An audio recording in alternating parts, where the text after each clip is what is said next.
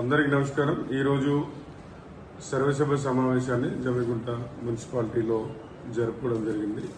ఈ సర్వసభ సమావేశంలో 31 అంశాలతోటి పూర్తి స్థాయి కౌన్సిలర్ సమావేశాన్ని, కౌన్సిలర్ అందరి హాజరుని పూర్తిగా హర్షిస్తున్నాను. ఎందుకంటే మొదటి సమావేశం రోజు చాలా బ్రీఫ్గా ప్రతి ఒక్క కౌన్సిలర్ కూడా ప్రతి ఒక్క ఎజెండా అంశం పైన సుదీర్ఘమైన చర్చ జరిపి జమ్మిగుంట పట్టణానికి సంబంధించినటువంటి అవసరాలు, ఎజెండాలో పొందుపరిచినటువంటి ప్రతి విషయాన్ని కూడా క్లుప్తంగా డిస్కషన్లో భాగంగా అధికారులు కానీ, కమిషనర్ గారు కానీ సహకరించినటువంటి కౌన్సిలర్లందరికీ కూడా నా యొక్క ప్రత్యేక కృతజ్ఞతలు.